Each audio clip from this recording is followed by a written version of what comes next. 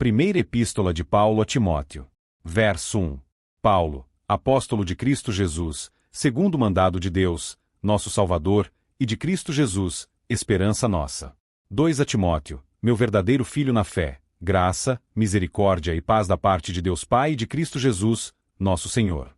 3 Como te roguei, quando partia para Macedônia, que ficasse em Éfeso, para advertires alguns que não ensinassem doutrina diversa. 4 Nem se preocupassem com fábulas ou genealogias intermináveis, pois que produzem antes discussões que edificação para com Deus, que se funda na fé. 5 Mas o fim desta admoestação é o amor que procede de um coração puro, de uma boa consciência e de uma fé não fingida. 1 Timóteo 1 versos 1 a 5. Façamos um desagravo da unira dos muitos pastores, que fielmente vivem e pregam o Evangelho, de modo sacrificial e abnegado, por amor às almas e para a exclusiva glória do Senhor. Porque nestes dias conturbados tem refletido a luz de Jesus, não como velas ou planetas, mas como estrelas irradiantes do seu amor pela humanidade. A estes descendentes espirituais do apóstolo Paulo, queremos dedicar o comentário da sua primeira epístola pastoral dirigida a Timóteo. Não há em nenhuma parte do livro de Atos dos Apóstolos o registro histórico de ter o apóstolo Paulo deixado Timóteo em Éfeso, quando ele, Paulo, partia para Macedônia, conforme afirmou no 3º versículo.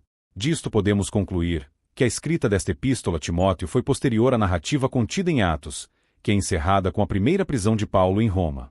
Esta epístola de 1 Timóteo foi escrita por Paulo quando se encontrava em liberdade, antes de sofrer sua segunda prisão em Roma, que culminaria com seu martírio sob o imperador Nero. A importância do conhecimento destes dados históricos e geográficos está relacionada ao fato de entendermos melhor o cenário em que esta epístola foi escrita, pois havia decorrido tempo suficiente desde que Paulo havia se despedido dos presbíteros de Éfeso, conforme se vê no relato de Atos 20, para que se cumprisse aquilo que ele havia predito quanto à penetração de lobos vorazes na igreja dos Efésios, que não poupariam o rebanho, e que estes líderes desviados da verdade falariam coisas pervertidas, com o intuito de afastarem os discípulos de sua firmeza em Cristo, conforme haviam sido ensinados pelo apóstolo, por apontarem sua confiança, não mais na sã doutrina, mas no evangelho falso e pervertido que passaram a lhes ensinar. 29 Eu sei que depois da minha partida entrarão no meio de vós lobos cruéis que não pouparão o rebanho. 30 E que dentre vós mesmo se levantarão homens, falando coisas perversas para atrair os discípulos após si. Atos 20 versos 29 e 30. Contra o que geralmente se imagina, não são heresias grosseiras que estes lobos vorazes costumam introduzir na igreja, de modo que isto seria muito evidente. Ao contrário, isto é feito de maneira sutil, encoberta e dissimuladamente, porque o fazem vestidos de ovelhas, tal como Jesus alertou a igreja no Sermão do Monte, contra o perigo dos falsos profetas, chamando-os de lobos devoradores, porque furtam as graças e a vida espiritual do rebanho. Foi a estes que Pedro também se referiu em sua segunda epístola. Mas houve também entre o povo falsos profetas, como entre vós haverá falsos mestres, os quais introduzirão encobertamente heresias destruidoras, negando até o Senhor que os resgatou, trazendo sobre si mesmos repentina destruição. 2 Pedro 2 verso 1. Enquanto viviam os apóstolos, pela autoridade que receberam de Cristo para porem o fundamento da sua igreja, eles podiam reconduzir as coisas que necessitavam ser consertadas, valendo-se desta autoridade apostólica. É por isso que, apesar desta epístola a Timóteo ser uma carta pessoal, no entanto, ela seria lida por muitos, em Éfeso. Não é, portanto sem razão, que seja iniciada por Paulo, com a afirmação de quem provinha a autoridade do seu apostolado, de Cristo Jesus, pelo mandado de Deus Pai, verso 1. Assim, pôde determinar a Timóteo que repreendesse aqueles que estavam ensinando uma doutrina diferente daquela que havia lhes dado para guardarem e praticarem, verso 3. E nenhuma doutrina diferente da única e sã doutrina pode produzir edificação dos cristãos, senão discussões e debates inúteis, verso 4. Os cristãos devem ser edificados na fé, isto é, na fé objetiva, na verdade revelada por Cristo aos apóstolos, como devem também ser exortados a crescerem na graça e no conhecimento de Jesus, melhorando sempre em graus a sua piedade e santificação. Sem esta fé no Evangelho é impossível haver esta edificação em amor.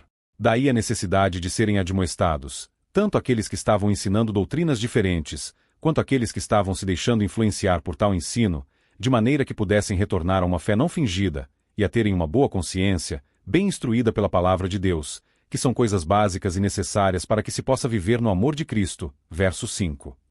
Pastores não são profissionais da fé, mas irmãos mais experimentados e pais para o rebanho de Cristo, para conduzi-lo em amor, se sentindo um com ele, protegendo como um pai faz em relação a seus filhos, estando pronto a dar a sua vida pelo seu bem. Todos os demais ministérios foram dados por Cristo à Igreja, para este mesmo propósito, da sua edificação em amor. São familiares achegados uns aos outros, e diligentemente interessados em promover o bem comum. Por isso, a Igreja primitiva vivia como um só corpo, que de fato era, tendo tudo em comum. Daí a exortação que Paulo deu a Timóteo no sentido de que os líderes da igreja de Éfeso não ensinassem doutrinas diferentes, lembrando-lhes que o objetivo daquela exortação visava ao amor que aqueles líderes e a própria igreja haviam esquecido, e assim, estavam sendo privados de viver no Espírito e no amor de Cristo. O amor esfria onde não há esta disposição de se obedecer à verdade. O fato de lobos devoradores estarem ensinando outra doutrina, vestidos dissimuladamente de ovelhas, para enganar o rebanho estava impedindo a manifestação da vida do Senhor entre os cristãos de Éfeso. Por isso Paulo exortou Timóteo a restaurar o reto ensino, que é segundo a sã doutrina, de maneira que o amor de Deus pudesse se manifestar no seio da igreja.